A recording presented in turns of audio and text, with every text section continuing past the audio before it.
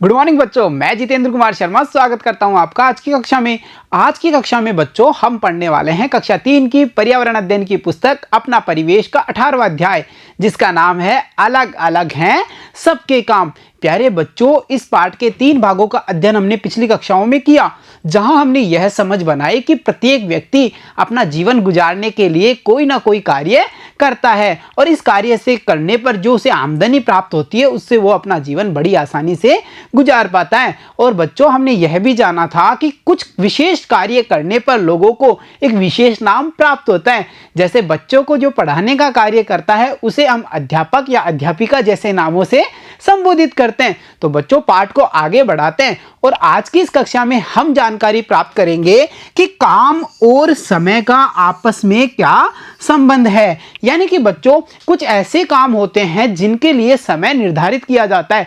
जैसे सुबह उठने का समय क्या होगा, रात को सोने का समय क्या होगा, हमारा खेलने का समय क्या होगा, विद्यालय जाने का समय क्या होगा। यानी हम यह समझ पा रहे हैं कि ऐसे भी कार्य होते हैं जिनके लिए समय का निर्धारण किया जाता है। अब उन्हीं कार्यों पर आज की इस कक्षा में हम चर्चा करेंगे। तो चलो बच्चों, अध्याय को शुरू करते हैं। काम और समय। देखो बच्चों, हम अलग अलग समय में अलग अलग काम करते हैं। ऐसा नहीं है कि सभी काम को करने के लिए एक ही समय हो। जैसे सुबह का 6 बजे का समय हमने निर्धारित कर लिया उठने के लिए। अब ऐसा तो नहीं हो सकता ना कि 6 बजे उठना, 6 बजे ही खेलना, 6 बजे ही पढ़ना, ऐसा नहीं हो सकता। यानी कि अलग अलग समय में अलग अलग कार्य किए जाते हैं। कुछ काम हम नियत समय पर ही करने चाहिए। यानी कि बच्चों, कुछ ऐसे कार्य हैं जिन्हें हमें नियत समय पर यानी निर्धारित समय पर ही करने पड़ते हैं। अब वो कौन कौन से कार्य हैं? जैसे दांत साफ करने का कार्य सुबह उठते ही और रात्रि में सोने से पहले करना चाहिए। यानी कि जब हमें ब्रश कितने टाइम करनी है, 2 बार करनी है ना, तो वो भी कब कब करनी है। ऐसा थोड़ी है हम ब्रश दोपहर में कर रहे हैं या फिर हम एक ही बार कर रहे हैं। इसके लिए निर्धारित किया गया है कि हमें 2 बार ब्रश करनी है और वो भी कब कब।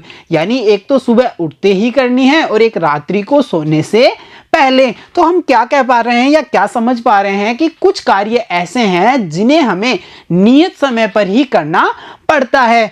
और बच्चों, साथ ही साथ देखो, काम करने के साथ साथ आराम करने का समय भी रात्रि में होता है। यानी देखो बच्चों, काम करने के साथ साथ आराम करने का समय रात्रि में होता है। जैसे हम सुबह उठे, हम कार्य किया, हमने हमारा काम किया।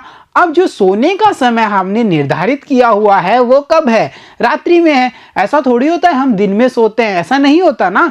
जो सोने का समय है वो निर्धारित किया गया है कि वो हमें रात्रि में विश्राम करना है, आराम करना है। अब ये आराम कितने समय के लिए करना है ये भी थोड़ा जाने।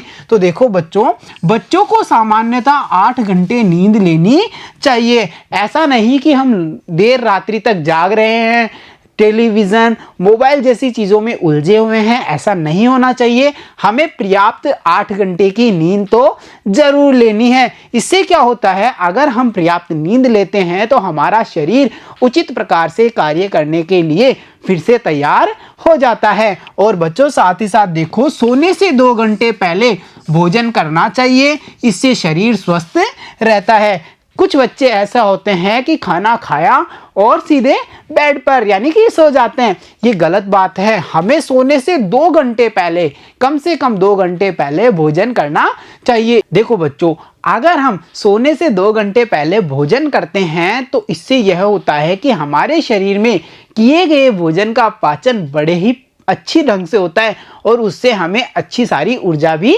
प्राप्त होती है। इसीलिए हमें सोने से 2 घंटे पहले भोजन करना चाहिए, जिसके कारण हमारा शरीर स्वस्थ रहता है। प्यारे बच्चों, यहाँ आप देख पा रहे हैं एक घड़ी की इमेज। और ये घड़ी क्या काम आती है? घड़ी हमें बताती है समय। और बच्चों, इस घड़ी में आप देख पा रहे हैं 3 प्रकार की सुइयां होती हैं, जिनमें एक सुई साइज में थोड़ी बड़ी होती है, दिख रही है ना सभी को। एक सुई बड़ी वाली से थोड़ी छोटी होती है और ये सुई होती है टिक टिक सुई, जो बार बार चलती रहती है। देखा होगा ना आपने। इन्हें अलग अलग समय में बांटा गया है। जो छोटी वाली सुई है वो घंटे का निर्धारण करती है और जो बड़ी वाली सुई है वो मिनट का निर्धारण करती है। और जो टिक टिक करके बार बार चलती है वो सेकंड का निर्धारण करती है। जानकारी के लिए बच्चों आपको यह पता होना चाहिए कि 60 सेकंड में 1 मिनट होता है, 60 मिनट मिलकर के 1 घंटा बनाते हैं। बच्चों यहाँ हमने घड़ी को समझा, अब इस पर आधारित कुछ आसान से प्रश्नों को हल करने की कोशिश करते हैं। देखो बच्चों, दैनिक दिनचर्या के समय को घड़ी के चित्र में अंकित कीजिए। यहाँ पर बच्चों एक घड़ी आपको दिखाई दे रही है, परंतु इसमें सुइयां नहीं है। हमें क्या करना है कि सुबह उठने का जो हमारा समय है उसको इस घड़ी में बताना है। और ये हम किस किस सुइयों की सहायता से बता सकते हैं?